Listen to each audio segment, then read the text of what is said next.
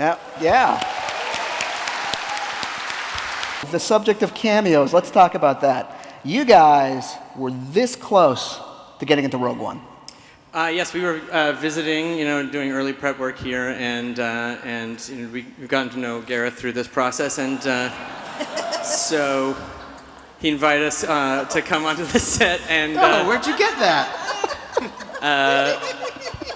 A long Why time. did they cut you guys? No, we didn't get cut. Obviously, we were bringing the worst it. part about it was that we were gonna shoot this thing, but my whole family's moving out here because I'll be living here for a year, and I had to go look at a school for my son. We couldn't be in Star Wars because your son had to go to school. But who did actually get a cameo is Ryan. Yes, my producer Ram and I, we chose wisely. We chose like the two dudes who we knew would be in the movie. They can't cut us out because we're the two dudes in the firing chamber in the Death Star who pull the levers and go like that. And seeing Ram in that helmet, his hair just barely fit into that helmet. You may fire when ready. What we're discovering now is that cameos are now a form of currency among our directors. Because appearing in episode 8. We stuck Gareth in there. We did stick Gareth. Where is he? Do we have a... I think we have a picture of him. Yeah, Here you go. look at him. He's a natural. Oh, he's a natural. Look at that fuzzy little guy.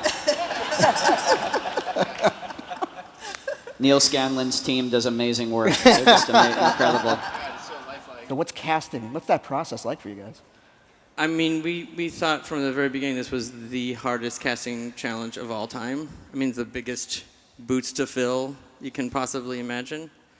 Try to get someone who can capture all of those essences that you think of as Han.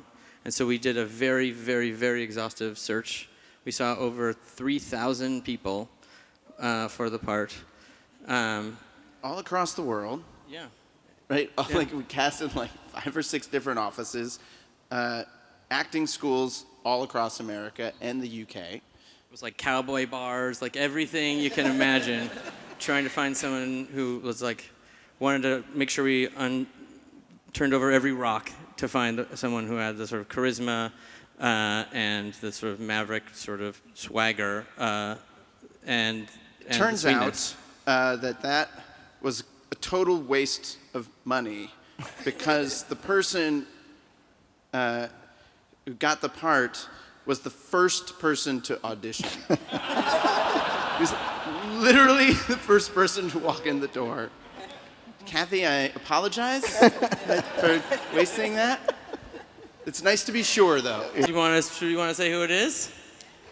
Yeah, I think this is the best kept secret in Hollywood. The identity of this person is Alden Ehrenreich. Yes. And he's actually here And today. guess what? He's here today, so let's bring him out. Oh my God.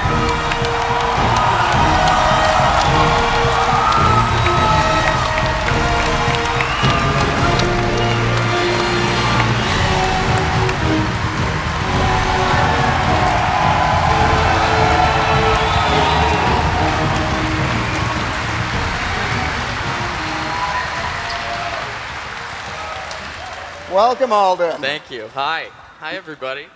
So what was it like? I mean, as I said, you were the first to audition, and then you had to wait while they wasted the time of 2,999 other people.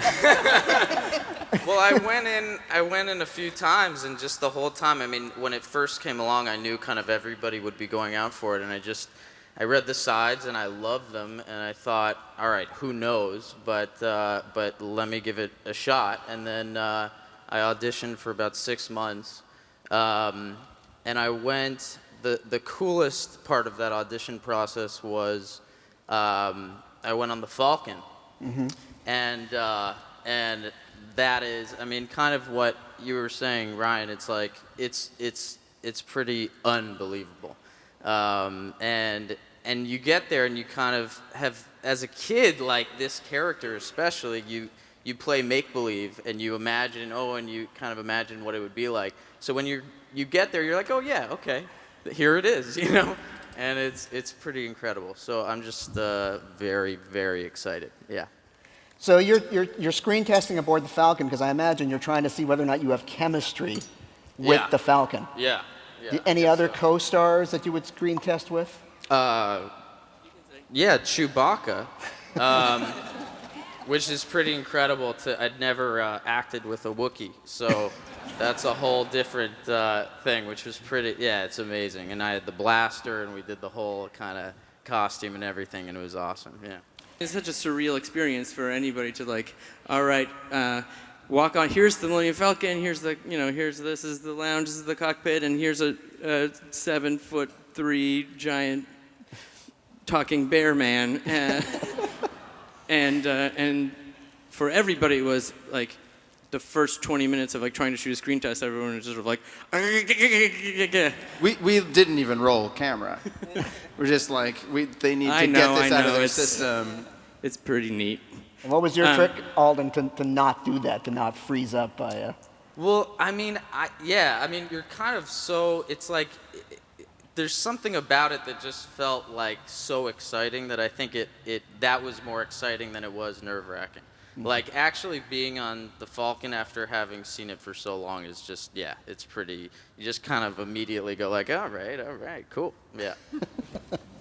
Alden, you're about to begin your journey in a Star Wars movie. It seems only fair to bring out an actor who's just recently completed something with 2 Star Wars movies under his belt now.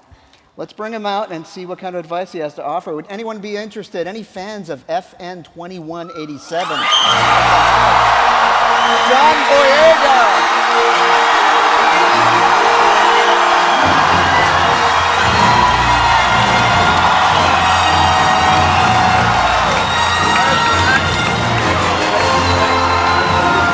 This celebration is in your hometown. Yeah, man, I'm a Londoner. What's that like? What's that like? This is mad.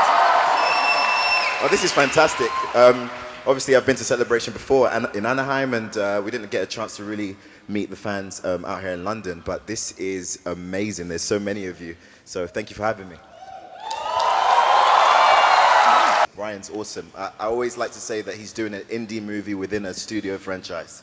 The characters have been pushed in a new direction in a very, very cool way, and we're having fun. We're having really, really good fun. How did this shoot compare to The Force Awakens? Because The Force Awakens was your first exposure to being a Star Wars fan on a Star Wars set. Did any of that kind of I mean, who remembers my Han Solo action figure that I had from Episode 7? Yeah. Remember that? Guys, there's more signatures on it. This just gets better as a Star Wars fan. I get to come into work, I enjoy my time with new members of cast, and obviously Ryan's great with a new energy and a new take on a real story, and it feels like Star Wars, but then at the same time we have a new director to lead us in an interesting path. So it's really, really fun. I'm having fun. Oh man, you're playing Han Solo, man.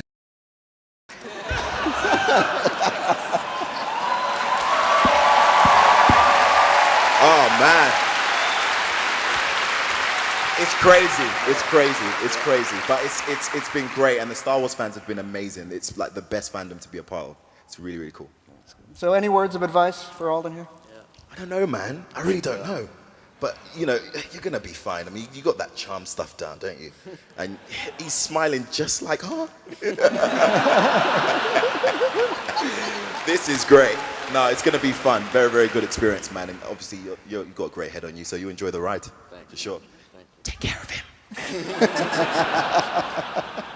This is a family that keeps growing. Look, I mean, we've got the prequel trilogy represented here with Rian and John, and we've got the new standalone programs represented here with Chris, Phil, and Alden, and it just feels like we need to represent the classic trilogy here, don't we? We need to really fill out this family portrait. So, without further ado, please welcome Mark Hamill and Carrie Fisher.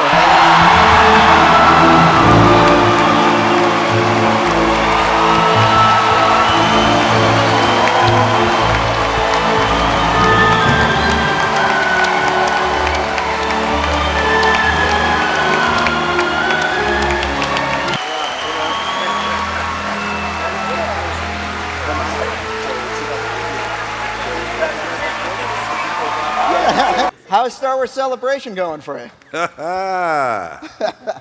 You know, it's amazing because the emotions that come across are so genuine and so raw.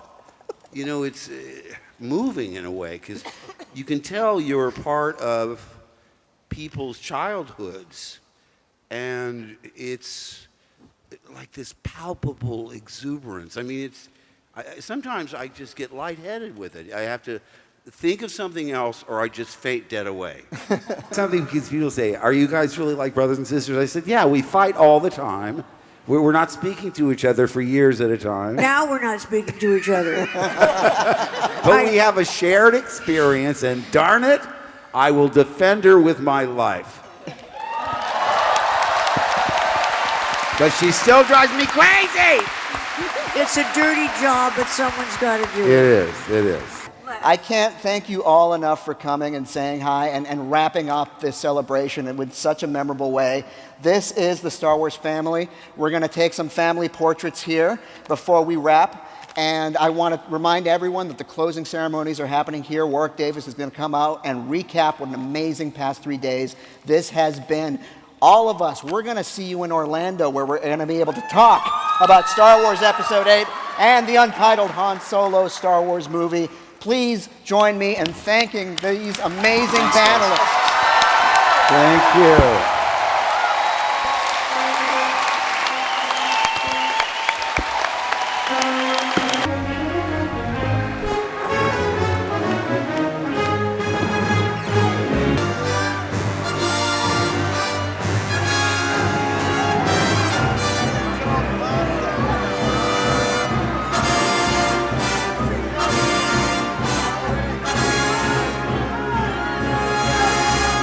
Ladies and gentlemen, you're watching Hey You Guys! Hey You Guys, huh? Hey You Guys. Is that from the Goonies? It is indeed, yes. Nice. Hey